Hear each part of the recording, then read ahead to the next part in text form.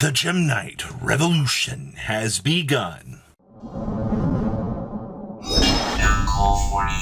Make sure you guys smash the little crap out of that subscribe button so you guys don't miss out on more content. This is a lot of people, actually.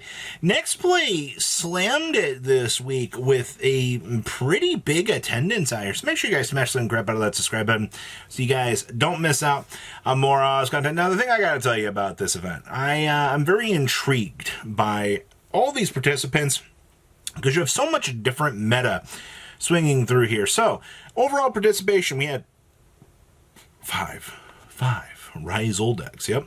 Can't wait for that. We had 4 Malice players, which is not too terrible. We also had 3 Snake Eyes challengers, and we had 3 Goblin Bikers showing up. I mean, okay, that's pretty cool. Now, your 2 of category, we had 2 Blue Eyes White Dragons. We also had, is that Jirax?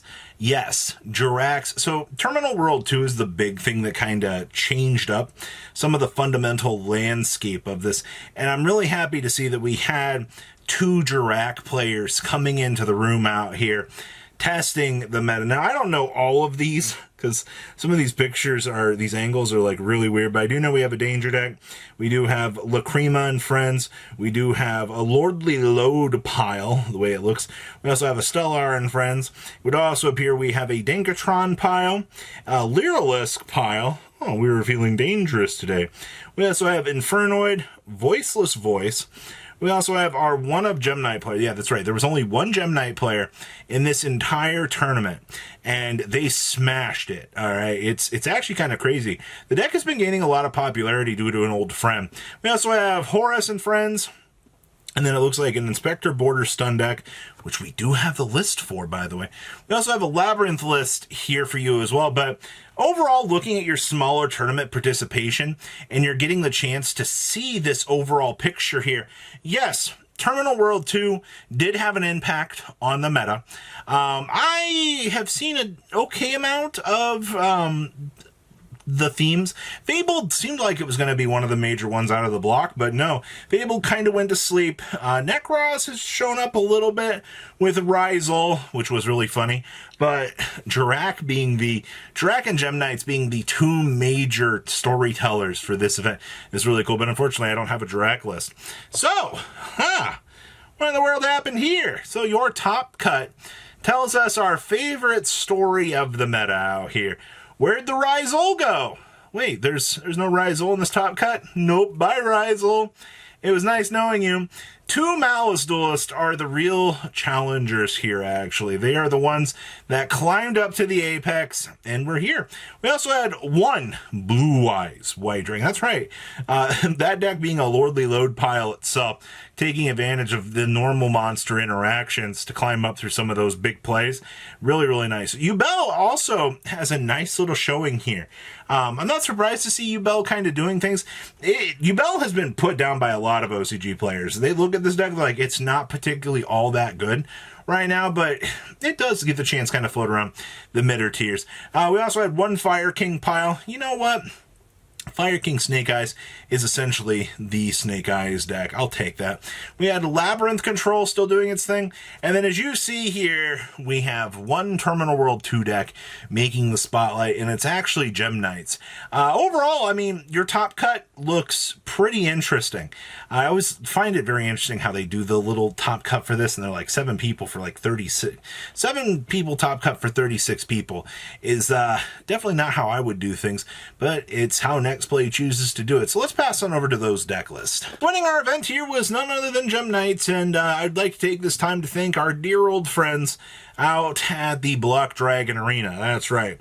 This deck has found a massive, massive monster in Block Dragon. This deck is just able to do so many combo lines, man. And the fact that they clutch so hard onto Apollosa as like this end board piece. I'm hoping for you OCG players. I'm hoping you guys can get rid of Apollosa and you can kind of experience a world without this. Also, Gallant Granite has been having an extremely large uptick right now because OCG's like, 2 level 4 monsters. This searches for Block Dragon. That's really, really solid, actually. I'd love to see a Gallant Granite reprint by the time that we get to this, but you know what? I like the Gem Knight deck. I think you got some pretty cool combo lines in here, and this deck is only playing one fusion, which is kind of cute, actually. I gotta give it to you guys. Ooh, we have our Malice special out here. Now, this build, no Code of the Soul. Huh, that's interesting.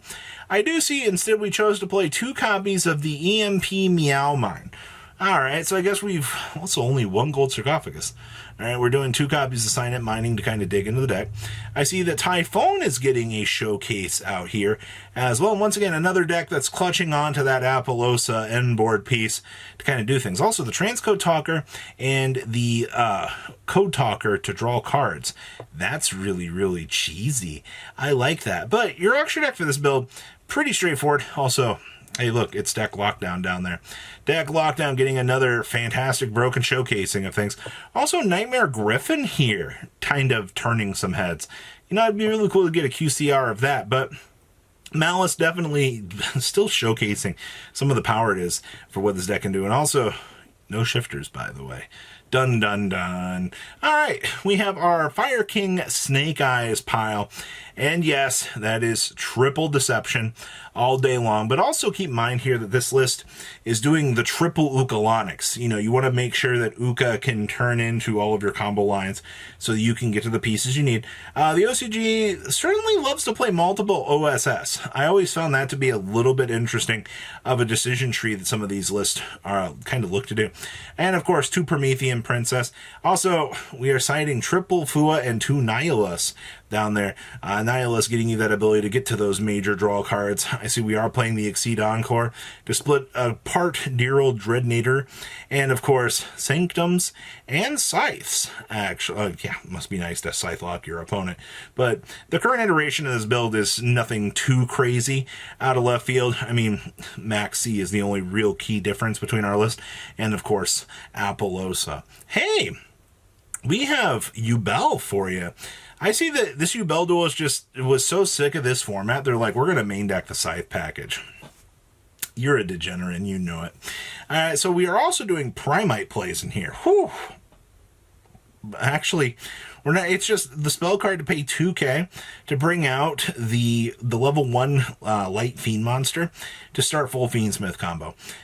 That's crazy that we're starting to see more of this Fiendsmith combo do its thing. And you know, the interesting thing is with the way that this deck is, they're down to 1 Engraver, 1 Lacrima. The deck feels so much different than what we are packing in on our side of the game. But we still have the full extended package. Think about that. But to be fair, that is why the deck did dominate our last YCS. Yeah, who would have guessed, right? More extension capabilities really, really, really shows why some brokenness can actually occur.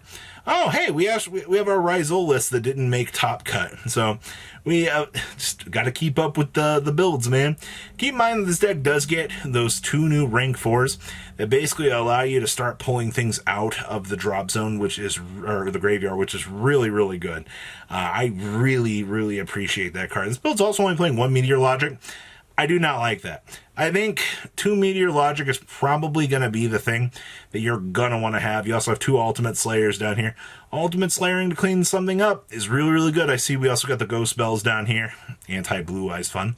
Outside of that, just looking at this deck in general, I feel like this is fine. We are doing 2 copies of the field spell as well, so we can have that negation wave going. This build also focusing on the 2 desires. Alright, well, I think that pretty much tells you everything that you need to see. So much draw power. Oh, hey, we also have this Fairytale Snow deck out here. Now, the reason why I saw this, I think this went 3-2. I saw this, I was like, Triple Secret Villa. This is just massive, unfun Floodgate Turbo. You're going to put your opponent into such a bad position. It's going to be like, what is this garbage, man? Like, literally, I'm telling you, you get Cedar Village locked and then Crackdown, your opponent's just going to look at you and they're going to go, I can't believe this. Like, what am I supposed to do to this? Well, the answer is not really anything. This is just one of those awkward situations that you just get piled on. And I got to tell you, this deck has my respect. It's very, very, very scary. So what do you guys think about these interesting little things? Please leave a comment down below. Tell me what you guys think, and I'll see your beautiful faces back here later today, guys. Patrons! Thank you.